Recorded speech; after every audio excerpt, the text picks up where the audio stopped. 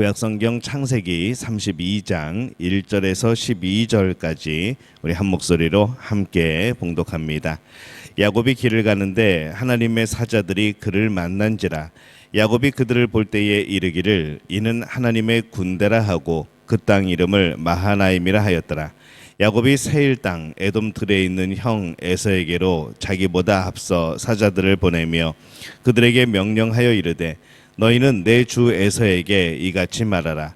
주의 종 야곱이 이같이 말하기를 내가 라반과 함께 거류하며 지금까지 머물러 있었사오며 내게 소와 나귀와 양떼와 노비가 있으므로 사람을 보내어 내 주께 알리고 내 주께 은혜 받기를 원하나이다 하라 하였더니 사자들이 야곱에게로 돌아와 이르되 우리가 주인의 형 에서에게 이른즉 그가 400명을 거느리고 주인을 만나려고 오더이다.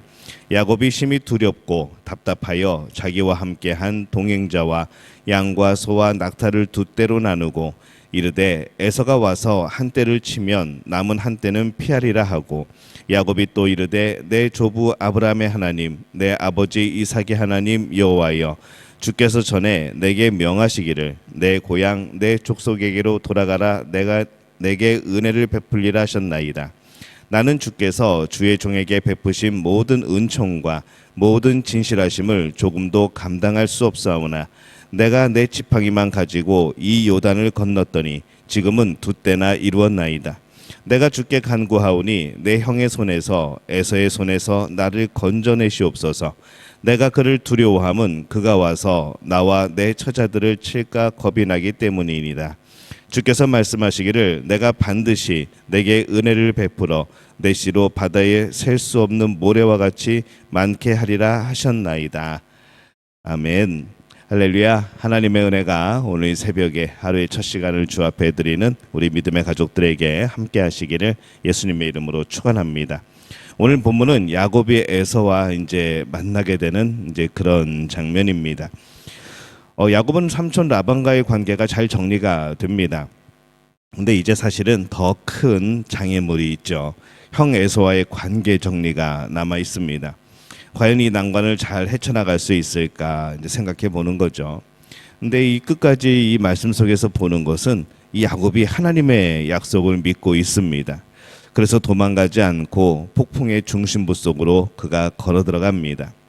1절에 보면은 야곱이 길을 가는데 하나님의 사자들이 그를 만난지라. 야곱에 대한 지금 이야기를 하고 있으니까 야곱이 천사들을 만난지라 라고 말하는 것이 굉장히 자연스럽게 느껴지는데 오늘 말씀은 하나님의 사자들이 그를 만난지라 이렇게 표현을 합니다. 야곱의 의지가 아니라 하나님의 사자들이 야곱에게로 왔고 그들이 야곱을 만난 것이죠. 2절에 보면은 야곱이 그들을 볼 때에 이르기를 이는 하나님의 군대라 하고 그 땅 이름을 마하나임이라 하였더라 이렇게 말씀합니다.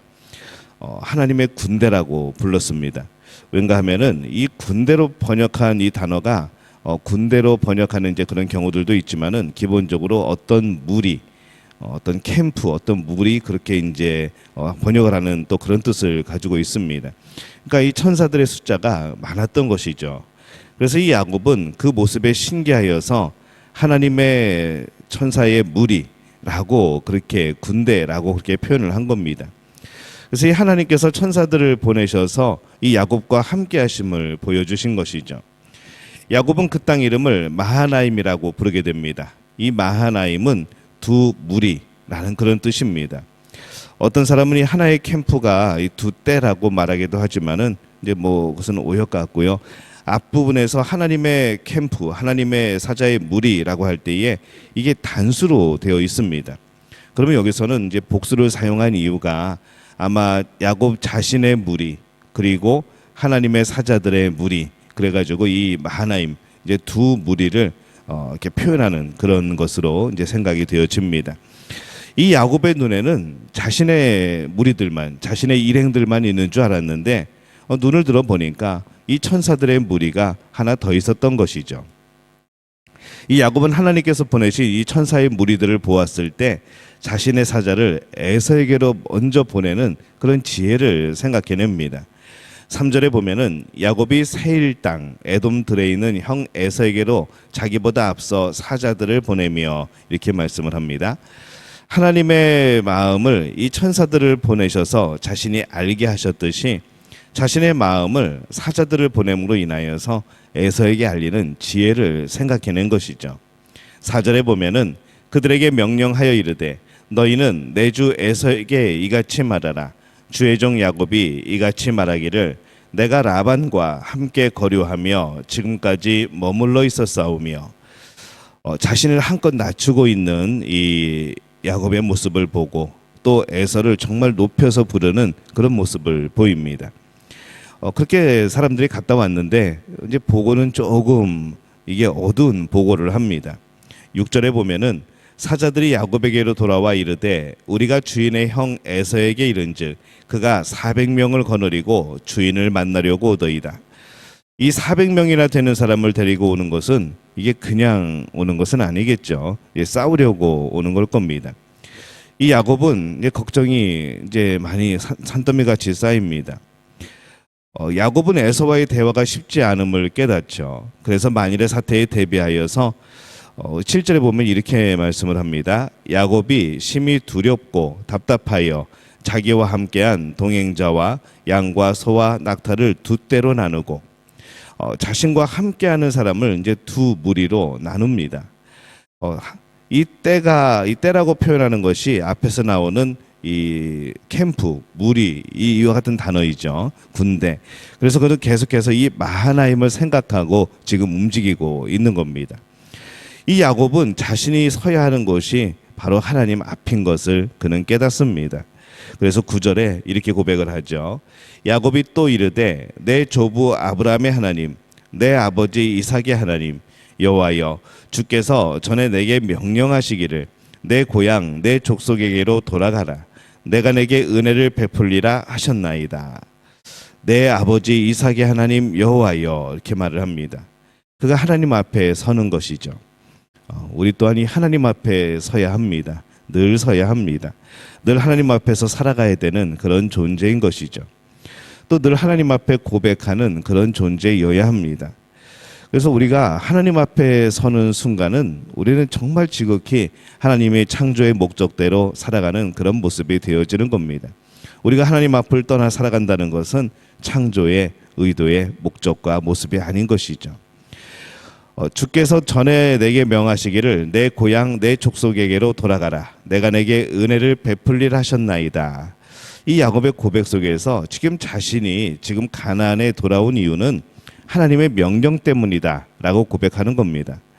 그런데 하나님의 약속대로 길을 걷고 있는데 왜 이런 고난이 왔는지 그리고 이것을 어떻게 해결을 해야 되는지 하나님께 물어보고 지혜를 구하는 그런 말씀인 거죠. 이 야곱은 자신의 입장에서만 생각하지 않습니다. 10절에 보면은 나는 주께서 주의 종에게 베푸신 모든 은총과 모든 진실하심을 조금도 감당할 수 없사오나 내가 내 지팡이만 가지고 이 요단을 건넜더니 지금은 두 때나 이루었나이다. 그는 자격이 없었지만은 지금은 하나님이 허락하신 또 하나님의 사랑 신실하심으로 이 굉장히 부요해졌고 많은 것을 얻었습니다.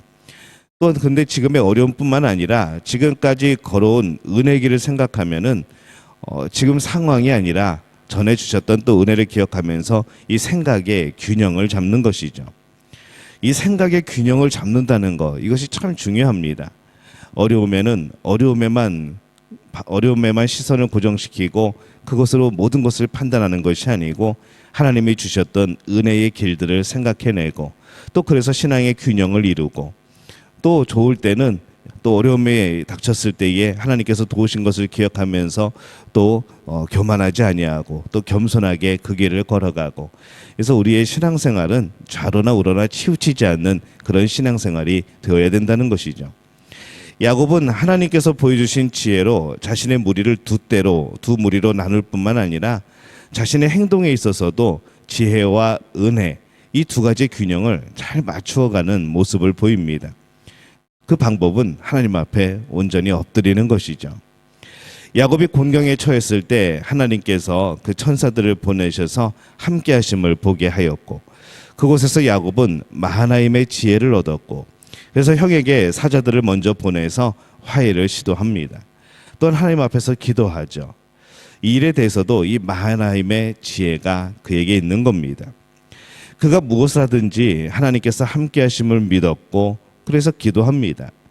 그래서 어려운 길도 피하지 않았고 이 모습을 보면서 오늘 우리 앞에 있는 어떤 길이 있을지 모르겠지만은 분명한 것은 하나님께서 우리와 함께 하신다는 것이죠. 그래서 우리는 이 앞에서 균형을 잃지 않고 하나님 앞에 서고 하나님이 주신 지혜를 구하고 또 그것을 지혜를 사용하면서 늘 앞으로 전진하는 우리의 삶이 되어야 되는 줄로 믿습니다. 오늘 우리는 어떠한 모습으로 살아가고 계십니까? 어떤 어려움 때문에 균형을 잃고 계십니까? 그 균형을 다시 찾으시기를 바랍니다. 주셨던 은혜를 기억하며 또 앞으로 함께 하실 하나님의 약속을 믿으며 온전히 하나님을 바라보고 지혜를 구하고 또 은혜를 구하고 또 그 앞에 기도하는 우리 복된 믿음의 가족들이 되어지시기를 예수님의 이름으로 축원합니다.